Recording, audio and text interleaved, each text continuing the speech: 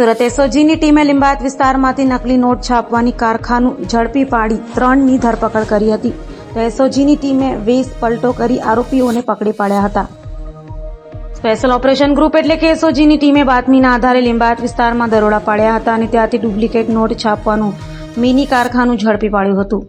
એસઓજીની ટીમે બાતમીના આધારે વેશ પલટો કર્યા બાદ લીંબાયતમાં આવેલ સરદાર મગર માર્કેન્ડે મંદિર સામે મારુતિનગર ખાતેથી ફિરોઝ શાહ, બાબુલાલ ગંગારામ કપાસિયા અને સફીક ખાન ઇસ્માઇલ ખાન નામના ઈસમોની ધરપકડ કરી તેઓ પાસેથી 9 લાખની 500 અને 200ની ડુપ્લિકેટ નોટ કબજે કરી હતી. સાથે પોલીસે પ્રિન્ટર, લેપટોપ, નોટોના ગ્રાફ સહિતની મત્તા કબજે કરી તેની વિરુદ્ધ કાયદેસરની કાર્યવાહી હાથ ધરી હતી. સુરતના પોલીસ કમિશનર શ્રી અનુપમસિંહ ગેહલોત સાહેબે તમામ પોલીસને સૂચના આપેલી છે કે ભાઈ દેશ વિરોધી જે પ્રવૃત્તિઓ કરતા હોય અને જે ડ્રગ્સની પ્રવૃત્તિઓ કરતા હોય એના ઉપર સખતમાં સખત કાર્યવાહી કરવાની એસઓજી બ્રાન્ચને, પીસીબીને તમામને સૂચનાઓ આપવામાં આવેલી. એ અંતર્ગત ગઈકાલે લીંબાયત વિસ્તારમાં એક ન્યૂઝ ચેનલની જે 3 નંબરની ઓફિસ છે ત્યાં છેલ્લા 2 મહિનાથી અમારા એસઓજીના કર્મચારીઓ વિવિધ રીતે કોઈ લારીવાળાના વેશમાં, કોઈ ગલ્લા ઊભા રહીને કે કોઈ બીજી રીતે અન્ય રીતે 2 મહિનાથી વોચ રાખતા હતા. અને ગઈકાલે સાંજે લીંબાયત વિસ્તારમાં રેડ કરી અને 9,36,100 રૂપિયાની 500 અને 200ની ચલણી બોગસ ચલણી નોટો ઝડપી પાડવામાં આવેલી છે.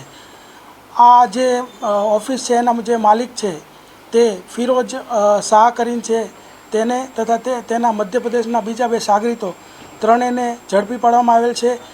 એની સાથે એ નોટ જે બનાવવા માટે જે પ્રિન્ટર વપરાતું હતું એ પ્રિન્ટર, એની નોટ બનાવવાના કાગળો, શાહી તથા કટર મશીન અને ન્યૂઝ ચેનલના 2 એના આઈ કાર્ડ તથા 4 જે માઇક હોય છે એ 4 ઝડપી પાડેલ છે. કેટલા ટાઈમથી સાહેબ આ કામ કરતો? પ્રારંભિક જે માહિતી મળી એ મુજબ છેલ્લા 2 મહિનાથી આ કામ ચાલુ હતું અને અમને માહિતી હતી જ એટલે અમે એની વોચમાં જ હતા. નોટ બનાવવાનો ખ્યાલ કઈ રીતે? આમાં જે ફિરોઝ શાહ કરીને જે આરોપી છે અગાઉ 2015માં છત્તીસગઢની ઝારખંડની અંદર આવા બોગસ નોટના એક કેસમાં પકડાઈ ગયેલો હતો અને ત્યાંથી તેને હાઈકોર્ટમાંથી જામીન મળેલા. ત્યારબાદ તે અહીંયા ગુજરાતમાં આવી લીંબાયતમાં એને પહેલાં જમીન દલાલીનું કામ ચાલુ કરેલું. ત્યારબાદ એને વ્યાજ વટાવનું લાઇસન્સ મેળવી વ્યાજ વટાવનો ધંધો કરતો હતો.